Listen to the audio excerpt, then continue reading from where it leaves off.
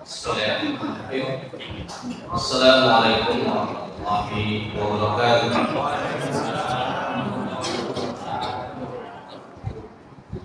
Innal hamdalillah nasta'inuhu wa nastaghfiruh wa na'udzu billahi min shururi anfusina wa min sayyiati a'malina.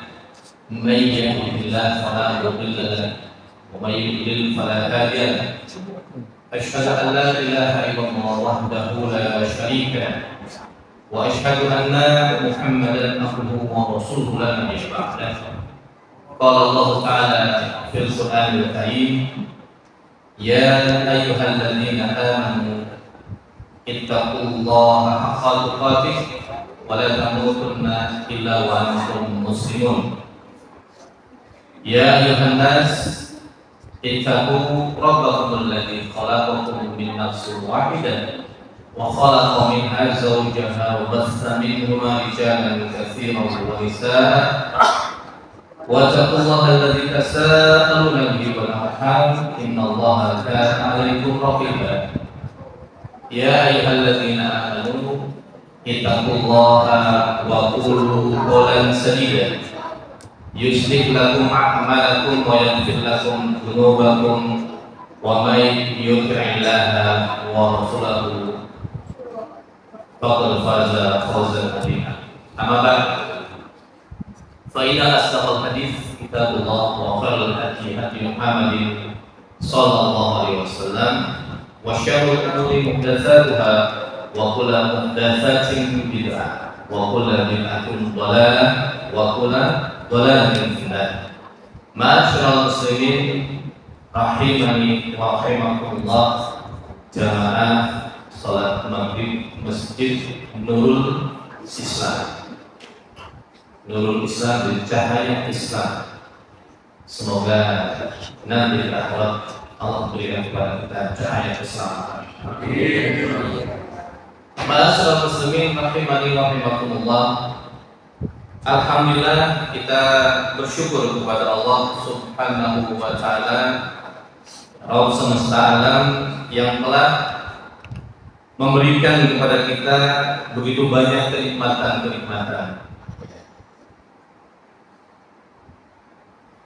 Kita menghitung nikmat yang ada di tubuh kita ini, Masya Allah. Bagaimana atau berapa banyak biaya yang harus kita keluarkan ketika kita bisa menghirup oksigen. Itu luar biasa. Coba bayangkan ketika terjadi kemarin pandemi, ya kan, COVID-19, Masya Allah, ya. Miliaran orang harus mengeluarkan duit karena untuk menyelamatkan nyawanya. Dalam sebuah riwayat Israiliyat, ada seorang hamba itu, memang zaman dulu itu memang umurnya panjang. Ada dalam satu riwayat, ada seseorang yang ibadah kepada Allah kurang lebih sekitar 500 tahun. 500 tahun tanpa bermaksiat kepada Allah sekedip mata pun. Ada nggak zaman sekarang? Karena kita keluar masjid aja udah pandangannya udah Masya Allah. Ini dulu 500 tahun bayangkan ibadah tanpa bermaksiat kepada Allah sekedip mata. Kemudian singkat cerita, si rajul ini diwafatkan oleh Allah dan Allah memerintahkan kepada malaikat untuk dimasukkan ke dalam surga. Kemudian setelah di dalam surga, si rajul ini ditanya, kamu bisa masuk surga itu lantaran apa? Dengan bangganya dia berkata, ya sebab ibadahku kepada Allah. Selama 500 tahun saya belum pernah bermaksiat kepada Allah sekedip mata pun. Kata Allah, bilang kepadanya, bukan karena amal dia. Dia bisa masuk ke dalam surga itu sebab rahmatku. Sebab apa? Sebab rahmatku, kata Allah. Masih nggak terima? Ya, masih nggak terima. Karena tidak terimanya itulah akhirnya Allah memerintahkan kepada malaikat untuk mencongkel satu buah bola matanya. Akhirnya diambillah satu buah bola matanya, kata Allah, coba timbang satu buah bola mata yang telah aku berikan kepadanya dengan pahala yang dia dapat ibadah selama 500 tahun, yang mana sekedip matamu dia tidak pernah bermaksiat kepadaku. Hanya begitu ditimbang di neraca timbangan itu, apa yang terjadi? Ternyata bobot satu buah bola mata itu lebih berat ketimbang amalan yang 500 tahun. Jadi nikmat yang kita rasakan sekarang berapa buah bola mata? Kalau kita tebus dengan 500 tahun ibadah, habis untuk bisa masuk ke dalam surganya Allah. Adanya orang bisa masuk surga ke dalam surga itu adalah karena rahmat Allah. Makanya para ulama betul-betul ya menasihati kepada kita semua, terutama yang sekarang hadir di sini, supaya semangat untuk selalu hadir di majlis zikir, ya, di majlis zikir atau khilafah zikir, perkumpulan zikir, yaitu untuk mengingat Allah. Zikir itu termasuk majlis zikir adalah ilmu. Ya.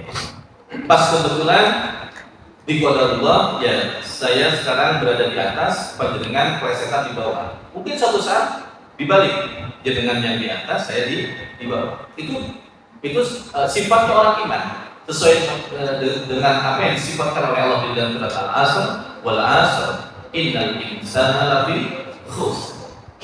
Demi masa, sesungguhnya manusia umumnya dalam kondisi rugi. Illal ladzina amanu wa 'amilus sholihat wa tawassaw bil haqq wa tawassaw bis sabr. Kecuali manusia yang di muka bumi ini tidak rugi kalau memenuhi 4 kriteria, maka dikatakan tidak rugi. Yang kriteria pertama adalah iman. Alhamdulillah atas taufik dari Allah kita bisa ya dibukakan hati kita, bisa mengimani, bisa melaksanakan rukun iman, bisa melaksanakan rukun Islam. Kemudian yang kedua, wa amilus sholih. Namanya orang iman, gandengan orang iman itu semangat dalam beramal ibadah. Kenapa? Karena amal ibadah inilah ya yang nanti menentukan tinggi derajatnya surga di sisi Allah Subhanahu wa ta'ala. Sesuai dengan firman Allah, walikulli darajatun mimma amil. Tinggi derajat, rendah derajat, tinggi rendahnya derajat di sisi Allah besok tergantung amal ibadah kita. Plus tadi rahmat Allah. Kemudian yang ketiga, sifat daripada orang yang tidak rugi, kriteria orang yang tidak rugi adalah setiap ketemu watawassaw bil haqqi, selalu berwasiat nasihat tentang kebenaran. Yang keempat kriterianya watawassaw bis sabr, selalu berwasiat nasihat tentang masalah kesabaran. Maka ketika 4 kriterianya ada dalam diri kita, kita bukan termasuk golongan orang-orang yang rugi kata Allah. Nah, maka kita berusaha ya bersyukur kepada Allah, wujudkan rasa syukur kita dengan qaulun wa fi'lun. Ucapannya kita perbanyak kalimat tahmid, alhamdulillah. Sampai bahkan Nabi itu ketika makan, minum, bismillah, begitu selesai makan satu suapan, alhamdulillah. Makan lagi, bismillah. Itu alhamdulillah. Itu yang Nabi lakukan. Kemudian fi'lunnya, perbuatannya, ya kita tingkatkan kualitas Islam kita. Bukan hanya Islam berdasarkan apa? KTP doang. Orang tahu doang. Jangan. Ya. Tapi tingkatkan kualitas Islam kita, kualitas iman kita, tingkat lagi kualitas takwa kita. Ini bentuk wujud syukur kita kepada Allah Subhanahu wa ta'ala, sebagaimana yang telah dipraktekkan oleh baginda Rasulullah SAW.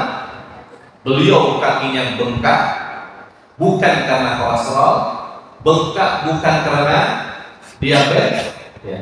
Tapi Nabi bengkak karena saking lamanya Nabi beribadah berdiri salat malam, ya, kepada Allah Subhanahu wa taala. Bahkan Ibu Aisyah pernah bertanya kepada Rasulullah SAW, wahai baginda Rasulullah, engkau ini kan sudah ada jaminan pengampunan dosa, sudah ada jaminan surga dari Allah Subhanahu wa taala, tapi kenapa kau sampai ngoyok ibadahnya? Kata Nabi apa? Afalakum abadan syukur. Bukankah ini wujud syukur saya, wahai Aisyah, karena saya sudah dipilih oleh Allah, sudah ada jaminan dari Allah Subhanahu wa taala. Nah, apakah kita ada jaminan dari Allah Subhanahu wa taala? Belum ada kita jaminan. Makanya tingkatkan kualitas Islam kita.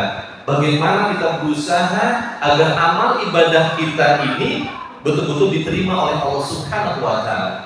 Kata ulama, syarat diterimanya amal ada dua.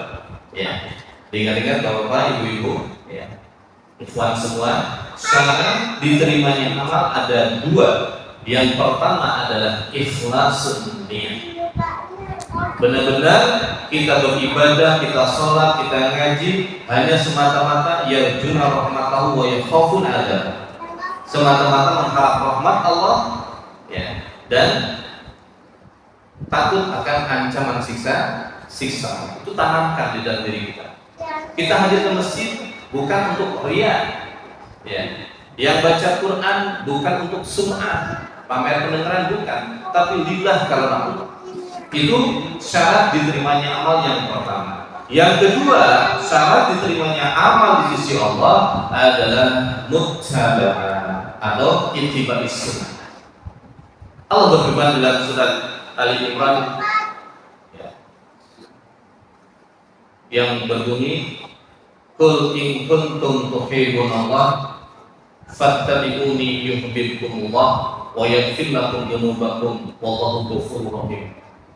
Qul, katakanlah Muhammad, katakan kepada umatku wahai Muhammad, in kuntum tuhibbunallah, apabila kalian mengklaim diri kalian cinta kepada Allah, apa kata Allah? Fattabi'uni, ikuti aku, ikuti Nabi Muhammad. Kalau kita mau beribadah sesuai dengan tuntunan Rasulullah SAW, maka dapat dua keuntungan yang Allah sebutkan, yang Allah janjikan dalam surat Al-Imran, yuhibbukumullah, Allah akan cinta kepada kalian. Yang kedua, wa yaghfir lakum dzunubakum wallahu ghafurur rahim, dan kita akan mendapatkan pengampunan dosa dari Allah Subhanahu wa taala.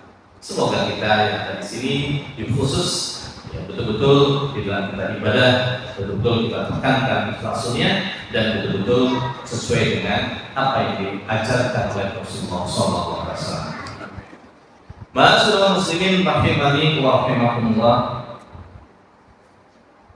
Kita sebagai umat Islam punya pedoman hidup, yang mana pedoman hidup ini tidak akan pernah menyesatkan kita selamanya, sesuai dengan apa yang disabdakan oleh baginda Rasulullah SAW. Taraktu fikum amroini lan tadillu ma tamassaktum bihima. Yang pertama kitab Allah, yang kedua sunnah Rasul. Nabi bersabda, telah aku tinggalkan di kalangan kalian dua perkara. Lan tadillu, kalian tidak akan sesat. Jangankan sesat, akan pun tidak. Ma tamassaktum bihima, selagi kalian berpegang teguh dengan keduanya, berpedoman dengan keduanya. Yang pertama adalah kitab Allah, yaitu Al-Quran, wa sunnah Nabi SAW, yaitu hadis. Selama orang Islam bersandar kepada Quran hadis, maka selamanya orang Islam tersebut tidak akan pernah tersesat. Kenapa orang mau bisa tersesat? Salah satunya adalah karena tidak memahami tentang bagaimana cara orang tersebut mengambil manfaat ilmu. Para ulama menjelaskan bahwa marahil fi intifa'il Al-Quran, tahapan di dalam mengambil manfaat Al-Quran. Ini harus betul-betul kita pahami, Bapak Ibu semuanya. Kalau bisa dicatat, ada 7 hal bagaimana kita bisa mengambil manfaat Al-Quran. Padahal jelas Al-Quran itu dzalikal kitab la raiba fihi. Ini kitab Al-Quran, tidak ada lagi keraguan di dalamnya. Hudan lil muttaqin. Hudan menjadi petunjuk lil muttaqin bagi orang-orang yang bertakwa.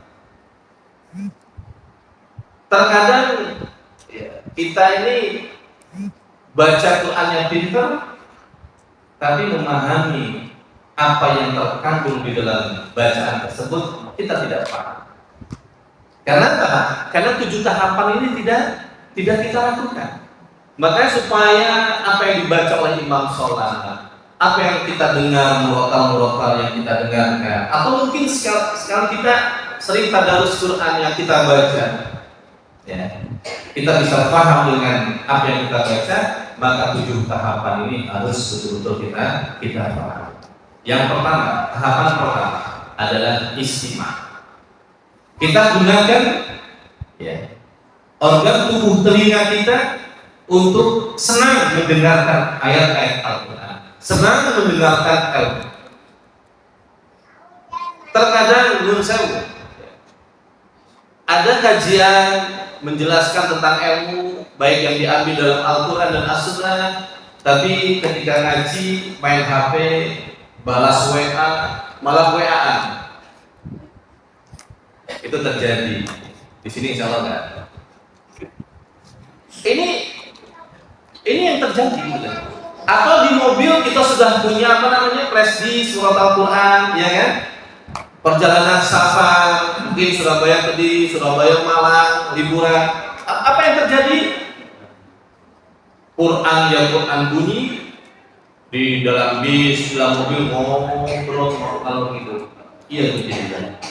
Berarti kita tidak bisa memfungsikan istimah kita dengan benar. Padahal di dalam surat Al-A'raf 204 Allah berfirman, wa idza quri'al Qur'an fastami'u lahu wa ansitu lahu turhamun. Kalau kalian ingin rahmat Allah, ingin mendapatkan rahmat dari Allah ketika Al-Quran dibacakan, maka dengarkanlah, perhatikanlah.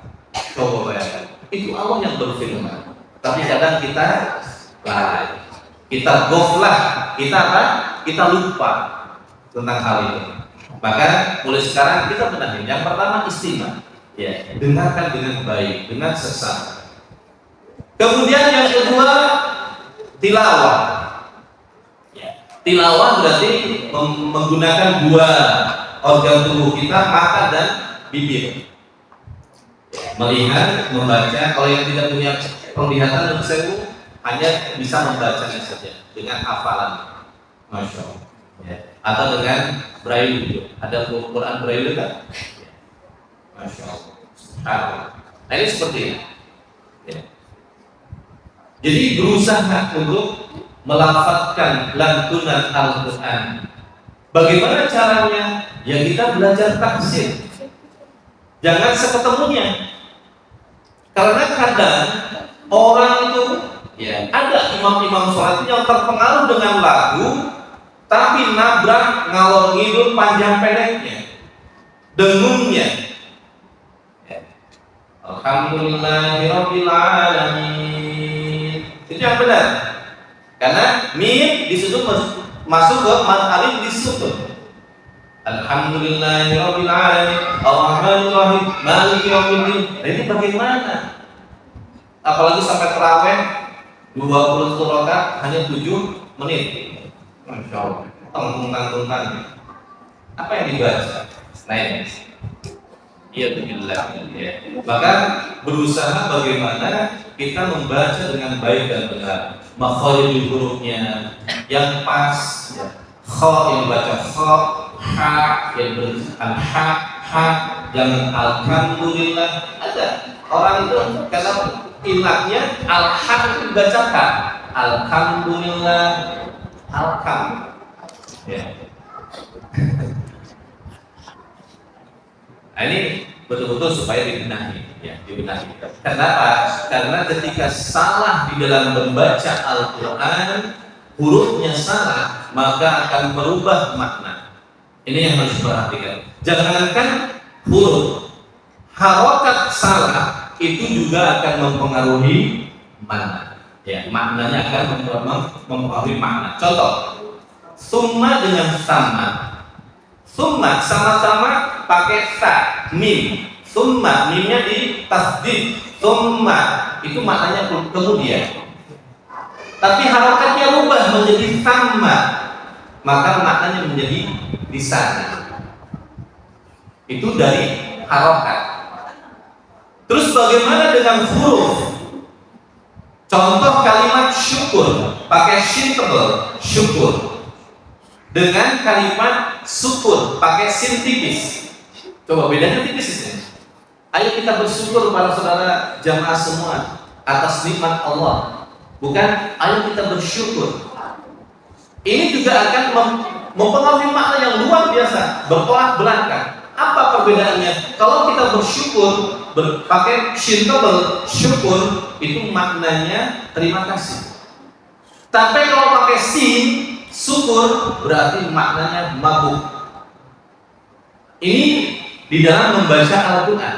Maka membaca Al-Quran beda dengan membaca kitab yang lain. Harus benar. Itu tahapan yang kedua.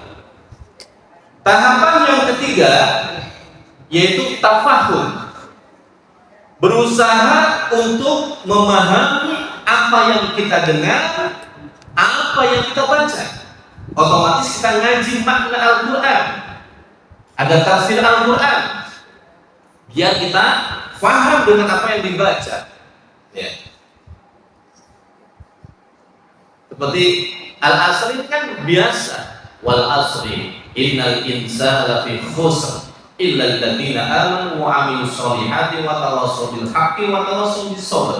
Ya kalau enggak paham dengan maknanya ya biasa saja. Padahal di dalam pemahaman ayat Al-Quran, Nabi ketika melewati ayat-ayat yang bersifat kegembiraan, Nabi minta kepada Allah. Membahas tentang surga, Nabi berhenti, kemudian Nabi doa, Allahumma inni as'aluka jannatal firdaus. Ketika Nabi membaca Al-Quran atau mendengar Al-Quran lewat ayat-ayat siksa, Nabi berhenti, kemudian Nabi ta'awud, a'udzubillahi minasyaitonir rajim, atau a'udzubillahi minan nar. Aku berlindung kepadamu ya Allah dari siksa.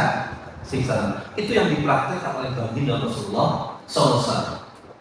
Dan terkadang ya itu tadi, karena tidak kita memahami itu, hanya ada ayat Al-Quran dibacakan tentang masalah siksa yang kita guyu-guyu. Ya. Ada ayat tentang masalah surga yang kita biasa-biasa saja. Masya Allah. Ini yang harus betul-betul kita benahin. Ma'asyiral muslimin rahimani wa rahimakumullah. Itu poin yang berapa tadi? Yang ketiga. Kemudian tahapan yang keempat adalah tahfidz. Kita berusaha untuk menghafal apa yang kita dengar, apa yang kita baca, apa yang kita pahami. Contoh kecil, kita anggap kecil, yaitu kita hafal. Siapa coba angkat tangan yang tidak hafal Al-Fatihah? Semuanya hafal, insyaallah hafal. Dan kita sambil merem pun hafal tanpa membaca, ya namanya hafal. Kenapa demikian? Karena sering dibaca. Minimal dalam sehari semalam kita membaca Al-Fatihah 17. Belum ditambah sholat sunnah yang lainnya. Qobliyah, ba'diyah, belum sholat duha, belum sholat lain nanti malam. Masya Allah. Nah, maka posisikan surat-surat yang lain di dalam Al-Quran yang ada 114 surat itu juga berlakukan seperti halnya kita membaca surat Al-Fatihah. Sering-seringlah kita membaca Al-Quran. Maka dengan demikian kita hafal. Bayangkan kata Ibu Aisyah ketika ditanya, tentang derajat di surga sana, kata Aisyah, tidak ada yang bisa mendandingi derajatnya orang-orang para penghafal Quran, orang-orang yang ahlul Quran. Artinya penghafal Quran, dia juga memahami Al-Quran, dia juga intinya Al-Quran diturunkan untuk diamal.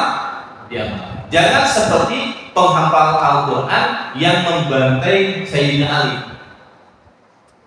Itu Abdurrahman bin Mulzam, itu orang Khawarij, dia hafal Quran. Ketika mau sholat subuh, Sayyidina Ali kemudian oleh dia ditebas kepalanya, tapi tidak sampai meninggal, hanya luka, tapi udah dipakai apa? Dipakai racun. Sampai itu di bulan Ramadan, tanggal 19 ditebas, kemudian tanggal 21 baru Sayyidina Ali meninggal. Ini hafal Al-Quran hanya sebatas tenggorokan, tidak sampai ke wadahnya ilmu, yaitu hati. Makanya ingat-ingat ya, ilmu, caranya masuk ilmu ke dalam tubuh manusia itu lewat 3 elemen tubuh: pendengaran, penglihatan, dan terakhir hati. Makanya ilmu apapun ya, ilmu Al-Quran atau As-Sunnah, nasihat-nasihat apapun, sampai betul-betul kita masuk ke dalam hati kita coba itu. Nah, tahapan berikutnya setelah menghafal adalah mentadaburi, menghayati Al-Quran. Tadabbur Al-Quran, penghayatan yang luar biasa. Orang bisa mentadaburi Al-Quran kalau paham Al-Quran. Pernah suatu ketika Umar bin Khattab ketika menjadi khalifah yang kedua menggantikan Abu Bakar As-Siddiq, Umar ini seorang pemimpin, tipikal pemimpin yang selalu belusukan, yang ditiru oleh ya sekarang ini pimpinan-pimpinan sekarang, gak Jokowi saja, yang lain seperti itu, belusukan. Nah, suatu ketika Sayyidina Umar ini lewat ke sebuah tempat ibadahnya orang Nasrani, berarti si rahib. Kemudian ya dia tingkat tempat ibadahnya itu, kemudian Umar memanggil, ya rahib, keluarlah. Begitu melihat di keluar lewat jendela itu, nongol di jendela, Umar langsung seketika itu juga menangis. Kenapa? Karena melihat kondisi yang kusut, kering kerontang, lusuh pakaiannya. Dia hanya mengandalkan makanan itu kalau ada yang sedekah tok, pakai timba, kalau ada yang timbanya isi baru dia tarik, baru dia makan. Kalau nggak ada yang sedekah, nggak makan. Dia benar-benar konsen untuk ibadah kepada Allah. Umar menangis saat itu. Lah, wakil-wakilnya, menteri-menterinya begitu melihat pimpinannya nangis, ikut nangis. Biasa, cari apa? Cari muka kan gitu.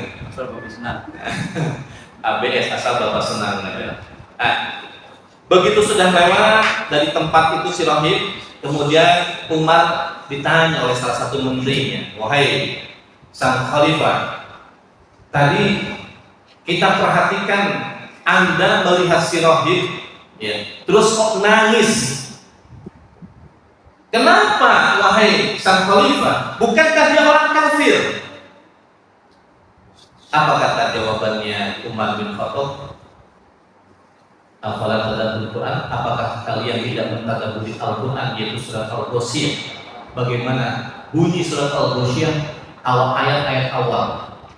Hal ataka hadithul ghasyiyah, wujuhu yawma idzin khashi'ah, 'amilatun nasibah, tasla naran hamiyah, tusqa min 'ainin aniyah, laisa lahum ta'amun illa min dhariyah, la yusmin wa la yughni min ju'. Apakah kalian tidak mentadabburi ayat itu? Dia si rahib itu susah payah siang malam untuk hanya untuk ibadah kepada Allah. Amilatun nasibah, sampai dia nggak makan pun ketika ada orang saudara. Tapi apa yang terjadi? Taslana wal hamiyah, dia akan masuk ke dalam neraka. Tusqa min ainin aniyah, dia akan disok dengan air yang sangat panas. Laisa lahum ta'amun illa min dhariya. Dia tidak akan makan kecuali hanya diberi makan kayu dori. Dori itu kayu zakum yang berduri. Dalam riwayat hadis, ketika kayu zakum ini dimakan, maka terjadi kesertan, Pak. Bagaimana kalau kita kesertan ketika makan? Minum yang banyak, didorong, sama. Dia pun meminum, minta minum kepada malaikat, dan baru dijawab 1000 tahun, Pak. Habis itu ketika dikasih disok air panas itu, ya, apa yang terjadi? Sebelum minum, Pak, melocot kulit wajahnya. Dipaksa minum oleh malaikat, memutus-mutus isi perutnya sampai keluar dari duburnya. Ada yang dibuat keluar dari telapak kaki. Apakah hanya sekali kok? Tidak. Khalidina fiha. Kekal di dalamnya selama-lamanya. Di sini mengandung satu pengertian. Jangan sampai kita orang Islam yang menyatakan diri iman sama persis seperti apa yang dilakukan oleh orang-orang yang tidak iman, orang-orang yang tidak Islam, orang-orang kafir. Kita beramal, ternyata amalan kita ditolak. Gara-gara apa tadi? Dua syarat tidak terpenuhi. Pertama, ikhlas dunia. Yang kedua, karena tidak mengikuti sunnah. Ayo, Pak. Jadi ayat-ayat seperti itu memang mengenakannya sama orang kafir, tapi menjadi tadabbur buat kita. Jangan sampai kita posisi kita seperti orang kafir. Kita bersusah payah beramal, kita ngaji, kita sholat, kita puasa, kita haji, umrah bolak-balik, tapi amalannya tidak diterima oleh Allah karena kebodohan kita. Ya billah, naudzubillah min dzalik. Ada hal-hal yang bisa menyebabkan hilangnya semua amalan, yang puncaknya adalah syirik. Kata Allah Subhanahu wa taala, bahkan mengingatkan para nabi-nabinya, apa kata firman Allah? La in asyrakta la yahbatana amaluka wa la takunanna minal khasirin. Niscaya jika kamu berbuat syirik, wahai Muhammad, niscaya akan hancur semua amalanmu, wa la takunanna minal khasirin, dan sungguh kamu akan tergolong orang-orang yang rugi. Siapa yang diingatkan? Siapa yang diingatkan? Nabi Muhammad SAW, yang sudah ada jaminan surga. Dan apakah ada orang-orang Islam yang berbuat syirik kepada Allah? Oh, banyak sekali. Dia minta kepada selain Allah Subhanahu wa taala, berdoa kepada selain Allah Subhanahu wa taala. Ini banyak sekali. Ini tugas kita untuk mengingatkan. Jangan sampai kita terkena nantinya ke dalam ayat-ayat di surat Al-Ghasyiyah. Itu yang berapa tadi, Pak? Tahapan keberapa tadi? Tadabbur, yaitu tahapan yang kelima. Baik.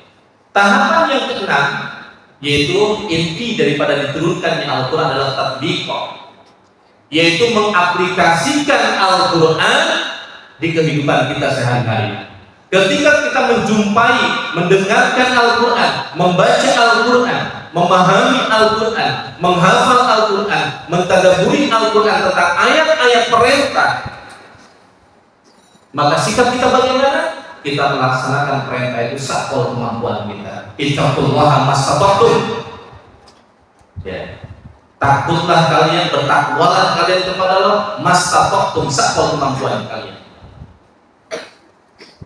Ketika kita mendengarkan ayat, membaca ayat, memahami ayat, menghafalkan ayat, mentadabburi ayat yang berkenaan dengan siksa, dengan kemaksiatan, apa sikap kita? Kita menjauhi sejauh mungkin. Bukan masalah. Kalau masalah kemaksiatan, maka harus dijauhi sejauh mungkin. Contoh, ayat berbunyi wala taqrabuz zina. Jangan dekat-dekat dengan yang perbuatan zina. Nah, Orang berbuat zina, si A dengan si B berbuat zina, apakah ketika si A dengan si B baru ketemu langsung berzina? Kan tidak. Ada proses. Lah, proses-proses inilah yang harus orang iman, orang Islam hindari. Berpacaran. Itu proses yang salah. Dalam Islam bukan pacaran, namanya ta'aruf. Dan ta'aruf pun tidak berlebihan. Harus didampingi. Ta'aruf tapi janjian di mana berdua. Jangan, itu bukan ta'aruf. Ya. Maka hindari hal-hal seperti itu. Kenapa? Karena ketika kata Nabi, ketika ada orang berduaan yang bukan mahram, maka yang meninggali adalah syaitan. Banyak Pak kisah-kisah zaman dulu, ulama-ulama zaman dulu. Ya. Ada seorang ulama rahib, ya, itu zaman dulu, itu diakui kesolehannya saat itu setelah lahiriah soleh, ya, rajin ibadahnya. Kemudian ada 4 bersaudara, laki-laki 3, 1 perempuan. Nah, karena kondisi ekonomi hanya mengakibatkan yang 3 saudara laki-laki ini harus meninggalkan rumah untuk kerja. Akhirnya si adiknya yang cewek ini dititipkan kepada si rahib tersebut. Sebelumnya si rahib nolak, ya, jangan nanti nggak enak lah, macam-macam. Saya yakin lah, kami yakin dengan bisa merawat adik saya. Ya kalau memang seperti itu keadaannya, ya tak.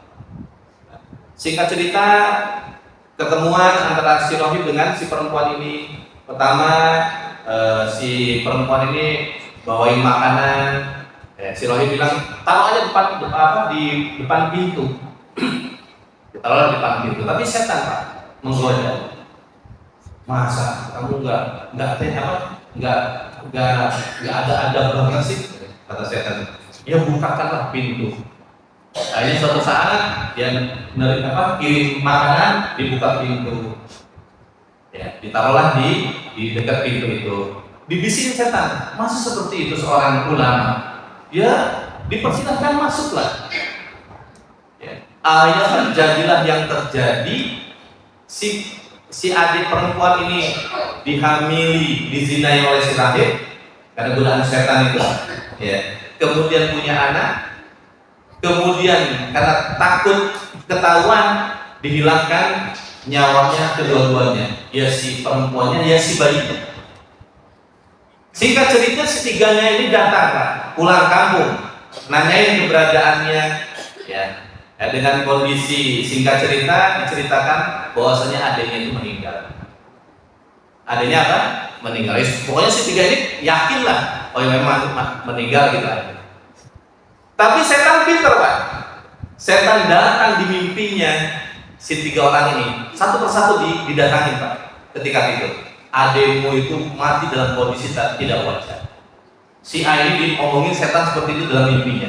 Hanya terbangun, dia gimana ini? Apa benar tadi mimpiku ini? Akhirnya kata si saudaranya yang gue ini, nggak usah, itu hanya bunga tidur saja. Nggak usah kamu terlalu dipikirkan. Ternyata datang lagi ke si B, ke si C. Akhirnya sepakat istrinya aja, ditunjukin kuburannya di mana dalam mimpi itu oleh setan. Akhirnya begitu digali ternyata ada jenazah. Dan akhirnya dieksekusilah si rahib tersebut. Dan setan pun terus menggoda si rahib supaya mati dalam kondisi kekafiran. Akhirnya datang ke si rahib yang akan dieksekusi itu, kamu akan saya tolong, kamu akan saya bantu, tapi dengan satu catatan, kamu harus kufur kepada Allah. Itulah kondisi setan iblis itu, bagaimana bisa menyesatkan anak turun Adam. Ya demikian. Itu gara-gara apa? Meremehkan hal tentang berduaan antara laki-laki dan perempuan yang bukan mahram. Makanya ahli ilmu mengatakan, Nabi bersabda, faqihun wahidun asyadu ya minasyaiton min alfi abid. Satu orang yang paham agama, orang yang berilmu dan mengamalkan ilmunya, itu sangat sulit bagi setan untuk menggodanya daripada 1000 hamba yang ahli ibadah. Orang yang paham agama, ya, ketika dia ngaji betul-betul diamalkan, dipraktekkan, kemudian diajarkan kembali. Tetapi ahli ibadah, dia sama-sama ngajinya, tapi untuk dikonsumsi dirinya sendiri. Bagaimana saya menjadi ahli puasa, bagaimana saya menjadi ahli sholat malam, hanya itu saja. Maka itu justru akan lebih mudah bagi setan untuk menggoda. Makanya setelahnya kita mengamalkan isi Al-Quran, ya, kita berusaha yang ketujuh tahapan yang terakhir, yaitu ta'lim, mengajarkan kembali Al-Quran yang telah kita dengar, Al-Quran yang telah kita baca, Al-Quran yang telah kita pahami, Al-Quran yang telah kita hafalkan, Al-Quran yang telah kita tadabburi, Al-Quran yang telah kita amalkan. Yang tujuh yang terakhir adalah yaitu kita apa? Mengajarkan kembali. Minimal Pak, Ibu, kita ajarkan kepada keluarga kita menetapi firman Allah, "Qu anfusakum wa ahlikum nar." Jagalah diri kalian, ya, dari ancaman api neraka dan juga keluarga kalian. Jaga jangan sampai masuk ke dalam api neraka. Ya. Ma'asyiral muslimin rahimani wa rahimakumullah. Sampai jam itu. Sudah ada lah ya. Belum. Masih berapa menit lagi? Al-Qur'an, ya, merupakan kalam Allah. Adalah kalamnya Allah. Al-Qur'an merupakan kitab Allah, kitabnya Allah. Ketika kita membaca Al-Quran, kata Nabi, ketika kita membaca Al-Quran, maka kata Nabi, alif lam mim itu bukan satu rangkaian huruf. Alif lam mim itu terdiri dari 3 rangkaian huruf. Alifun harfun, walam harfun, wa mimun harfun. Jadi alif lam mim terdiri dari 3 huruf, alif, lam, dan mim. Dan satu huruf akan diberikan bonus 10 kebaikan. Masya Allah. Jadi kita membaca awal surat Baqarah, alif lam mim. Berapa dapatnya? 30 kebaikan. Masya Allah. Apakah kita cuma baca alif lam mim doang? Akan tidak. Dzalikal kitabu la raiba fihi hudan lil muttaqin. Alladzina yu'minuna bil ghaibi wa yuqimuna ash-sholata wa mimma razaqnahum yunfiqun, dan seterusnya. Kan begitu. Coba hitung berapa. Makanya Al-Qur'an itu merupakan ibadah azimatun. Ibadatul azimatun, ibadah yang kuat, ibadah yang luar biasa. Karena itu lipatan pahalanya luar biasa. Al-Qur'an merupakan nikmatun azimatun, nikmat yang agung. Dari mana? Dari sisi mana nikmat yang agung?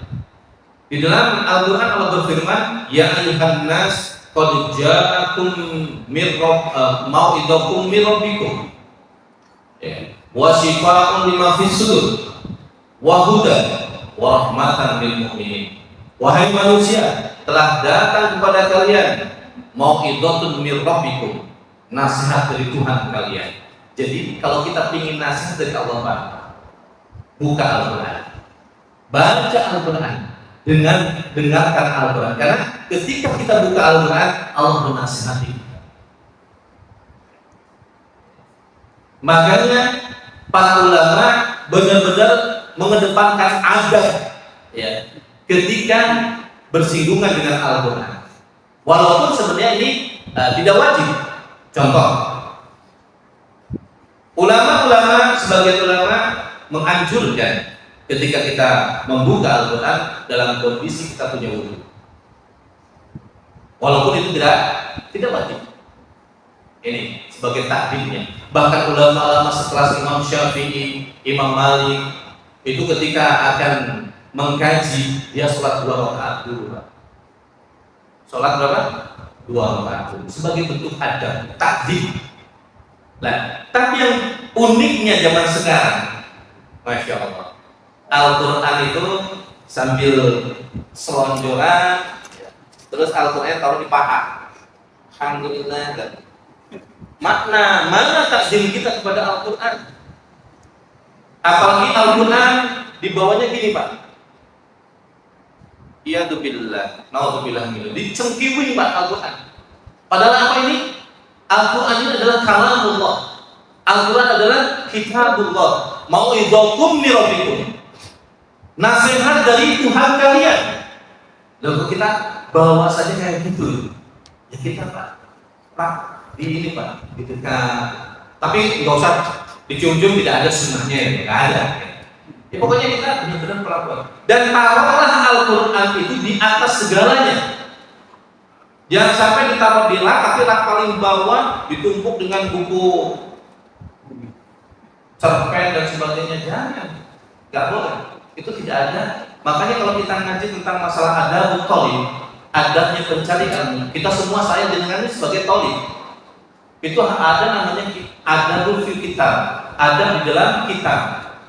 Nggak boleh Al-Quran karena kita selesai baca terus dilipat Pak apa ujungnya tanda gitu.